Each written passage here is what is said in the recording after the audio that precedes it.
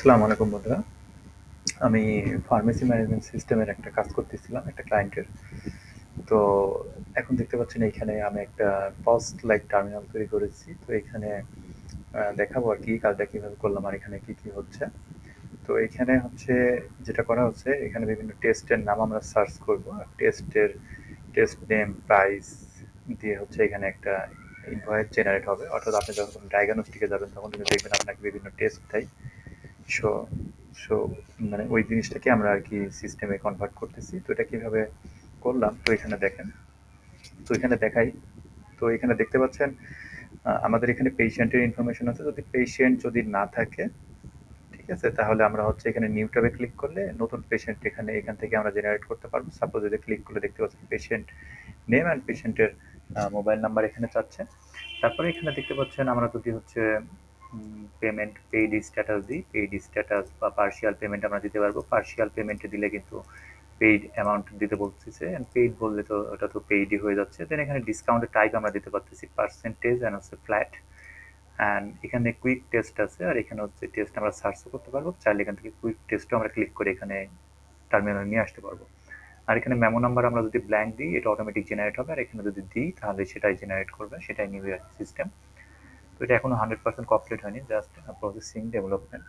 তো দেখুন, চলুন আমরা দেখি কিভাবে কাজটা করলাম। তো এখানে দেখতে পাচ্ছেন আমি যদি এখানে টেস্ট নেম সার্চ দিই, সাপোজ ধরেন আমি দিলাম, দেখেন আমার কিন্তু কোনো নেটওয়ার্কে কোনো অ্যাজাক্স রিকোয়েস্ট নেই, আমার মিলি সেকেন্ডে সমস্ত সার্চ চলে আসতেছে। সাপোজ পি দিলাম, বি আমাদের নেই, টি দিলাম, টি দেখেন একটা আছে, দিলাম এবং এটা দেখেন এটা আসতেছে।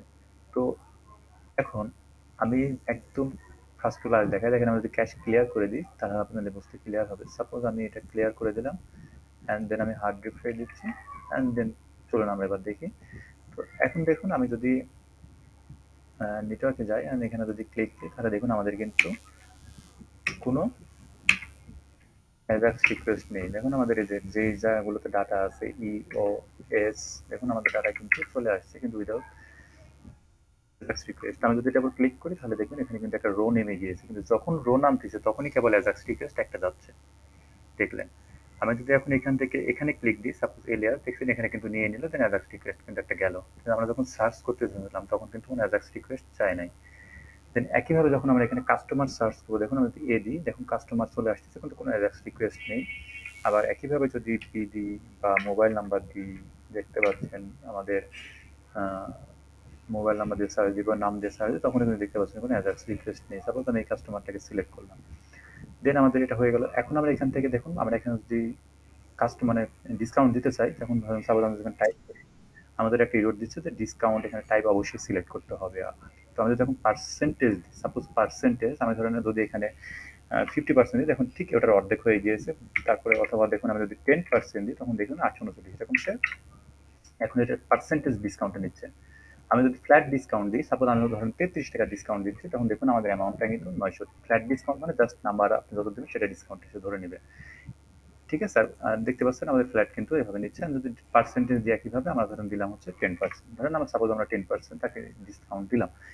পেইড অ্যামাউন্ট এখন যদি স্যার দিয়ে দিই তাহলে পেইড অ্যামাউন্ট পেইড নিয়ে নিবে। আর যদি আমরা পার্শিয়াল পেইড দিই তাহলে আমরা এখানে ধরেন অ্যামাউন্ট দিচ্ছি, সাপোজ আমরা 200 টাকা অ্যামাউন্ট দিচ্ছি, 200 টাকা পেইড দিচ্ছি।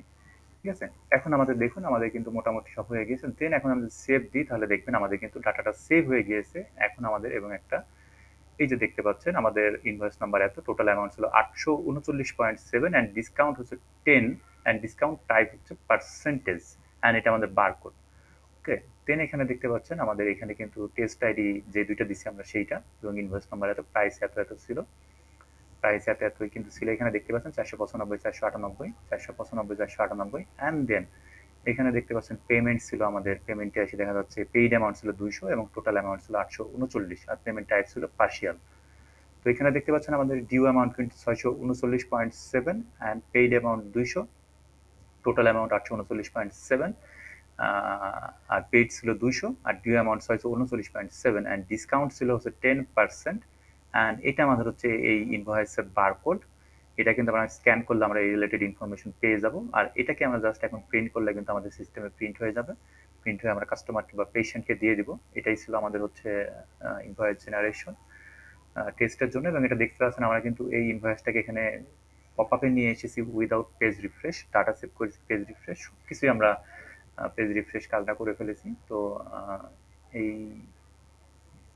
সিস্টেমটা যদি আপনাদের ডায়াগনস্টিকের জন্য লাগে তাহলে আমার সাথে যোগাযোগ করবেন।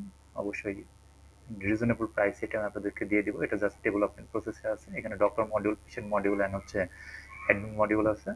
তো ধন্যবাদ।